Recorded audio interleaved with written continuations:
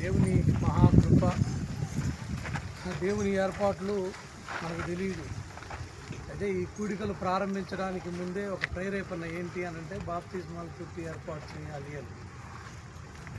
ఎందుకు అనంటే ఈ కూడికల్లో మరి దేవుడు కొన్ని ఆత్మని రక్షించాలని ఆయన ఉద్దేశించాడు. స్తోత్రం చెప్తాడు. కాబట్టి బాప్తిస్మాల తొట్టిని దేవుడు ముందుగానే సిద్ధపరిచాడు. మన దేవుడు ఎలాంటి వాడు అని అంటే మన కొరకై సమస్తాన్ని ముందుగానే సిద్ధపరిచేవాడు. స్తోత్రం. అందరి కొరకే అన్నీ సిద్ధపరిచే ఉంచాడు. మన జీవితాల్లో మనకి ఏదేది అవసరమో ఆయన తెలిసి ఉన్నవాడు కనుక వాటన్నింటినీ సిద్ధపరిచాడు. ఆ క్రమంలోనే ఈ బాప్తిస్మాల కొరకే ఇదిగో ఈ బాప్తిస్మాల తొట్టిని అద్భుతంగా దేవుడు సిద్ధపరిచాడు. అందుని బట్టి చప్పట్లు కొడదాం. బాప్తిజం పొందడానికి బిడ్డలు సిద్ధపడ్డారు. వారిని మనం అడుగుదాం కొన్ని మాటలు. అయ్యా, నీ పేరు? సుభాష్. బాప్తిజం ఎందుకు తీసుకుందాం అనుకుంటున్నాం? నీ పాపాలు కడుక్కోవడానికి. ఓకే, నీ పాపాలు కడుక్కుంటే నువ్వు ఎక్కడికి వెళ్తావు? పరలోకానికి వెళ్తావు. పరలోక రాజ్యాన్ని నీకు ఇవ్వడానికి, నీ పాపాలు కడగడానికి యేసు ప్రభు నీ కొరకు ఏం చేశాడు? ఆయన ప్రాణం పెట్టాడు, సిలువలో ప్రాణం పెట్టాడు. నమ్ముతున్నావా? ఓకే.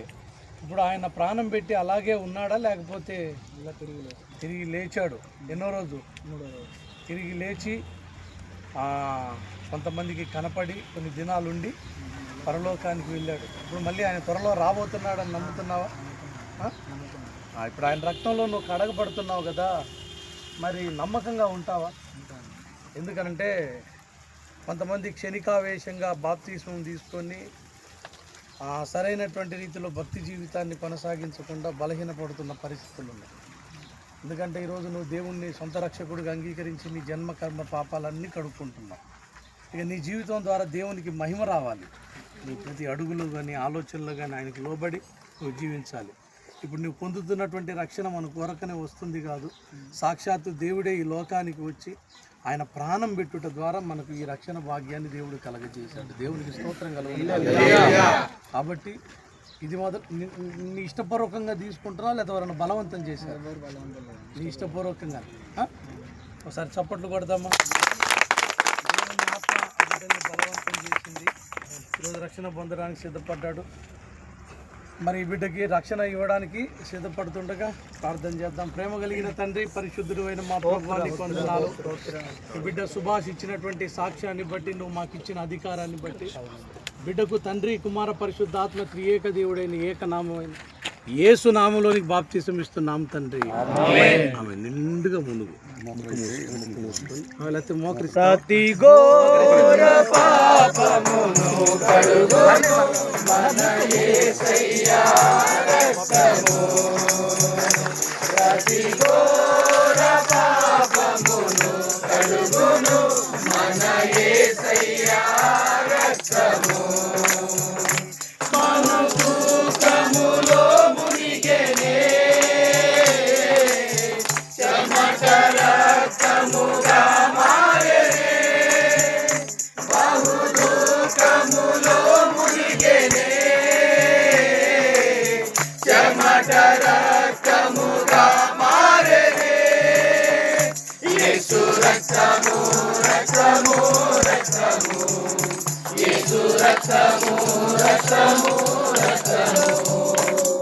అమూల్యమైన రక్తము, నిష్కళంకమైన రక్తము, అమూల్యమైన రక్తము, నిష్కళంకమైన రక్తము, యేసు రక్తము, రక్తము, రక్తము, యేసు రక్తము, రక్తము, రక్తము.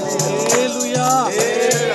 కలిగిన తండ్రి, మారు మనసు అక్కరలేని 99 నీతిమంతుల కంటే మారు మనసు విషయమై ఒక్క పాపిని బట్టి నువ్వు ఎంతో సంతోషించే గొప్ప దేవుడు. రోజు నీ బిడ్డల్ని మీరు దర్శించి తమ యవ్వన కాలపు జీవితాన్ని నీ చేతుల్లో పెట్టడానికి మీరు కృప చూపించారు. బిడ్డ నిన్ను నమ్మి నీ రక్తంలో కడగబడి నూతన జీవితాన్ని ప్రారంభిస్తుండగా ఇది మొదలుకొని నువ్వు తోడైండి బలపరచు. భాషగా చనిపోయి క్రీస్తు యేసు నందు ప్రభు కుమార్ నూతన జీవితాన్ని ప్రారంభించడానికి సహాయాన్ని ఈ ఆత్మని మీ చేతులకు అప్పగిస్తారు. మీరు అక్కడ వరకు ఆయుధపరిచి ఆత్మపూర్ణుడిగా చేసి ఈ సాక్షిగా నేను మహింపరచడానికి కృప చూపించు. యేసు నామములో అడుగుతున్నాం తండ్రి, ఆమేన్. చప్పట్లు కొట్టి దేవుని మహింపరచుదాం.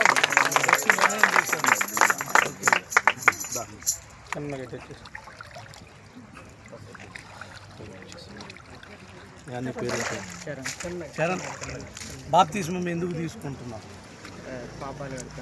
నీ పాపాలు కడుక్కుంటావు.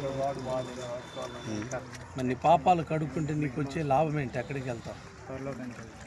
పరలోకాన్ని నీకు ఇవ్వడానికి, నీ పాపాలు కడగడానికి యేసుక్రీస్తు నీ కొరకు ఏం చేశాడు? సిలువలో ప్రాణం పెట్టాడు. ఆయన రక్తం కాచాడు. నమ్ముతున్నావా? నిన్ను ఎవరైనా బలవంతం చేశారా లేకపోతే నీ ఇష్టపూర్వకంగా తీసుకున్నారా? ఎవరు బలవంతం ఏం లేదుగా. ఓకే, ఇప్పుడు నువ్వు బాప్తీసం తీసుకుంటున్నావు కదా. చాలామంది అంటారు చిన్న వయసులో ఉన్నావు, ఇప్పుడు ఎందుకు బాప్తీసం తీసుకున్నావు అని నేను ప్రశ్నించారు. నీకేం చెప్తావు? నాకు నా పాప తెలిసింది, నేను తీసుకున్నాను. ఇంకోటి ఏంటి అంటే మనం ఎప్పుడు పోతామో తెలియదు కదా. మరణానికి వయో పరిమితి లేదు. చిన్నపిల్లలని, పెద్దోళ్ళని, ముసలోళ్ళని తేడా లేదు. నీకన్నా చిన్నోళ్ళు కూడా మరణించిన వాళ్ళు ఉన్నారు. కానీ దేవుని కృప ఏంటంటే నీకు పాపం అంటే ఏందో తెలిసింది. కాబట్టి నాకు పాపం అంటే ఏందో తెలుసు, నా జీవితం ఎప్పుడు ముగించబడిద్దో నాకు తెలియదు. కాబట్టి నాకు దేవుడిచ్చిన అవకాశంలో నా పాపాలు కడుక్కున్నాను అని చెప్పాలి ధైర్యంగా. మరి ఇప్పుడు నువ్వు బాప్తీసం తీసుకుంటున్నావుగా, ఇక దేవుడిని నమ్మకంగా వెంబడిస్తావా లేకపోతే వదిలిపెడతావా? ఎంతవరకు నమ్మకంగా? చప్పట్లు కొడదామా? ప్రార్థన చేద్దాం. ప్రేమ కలిగిన తండ్రి, పరిశుద్ధుడైన మా ప్రభువా, నీకు వందనాలు. బిడ్డ ఇచ్చిన సాక్ష్యాన్ని బట్టి, నువ్వు మాకు ఇచ్చిన అధికారాన్ని బట్టి ఈ బిడ్డకి దినమందు నాయనా నీ నామంలో తండ్రి, కుమార, పరిశుద్ధాత్మ త్రియేక దేవుడైన ఏక నామమైన యేసు నామంలోనికి బిడ్డకు బాప్తీసం ఇస్తున్నాము తండ్రి. కడిగి వేసెను నాదు పాపము, కాచిన నీ పరిశుద్ధ రక్తము. కడిగి వేసెను నాదు పాపము, కాచిన నీ పరిశుద్ధ రక్తము. తొలగిపోయేను బంధకాలు, యేసునికే వందనాలు. తొలగిపోయే బంధకాలు, యేసునికే వందనాలు. ఆరాధన ఆరాధన ఆరాధన ఆరాధన ఆరాధన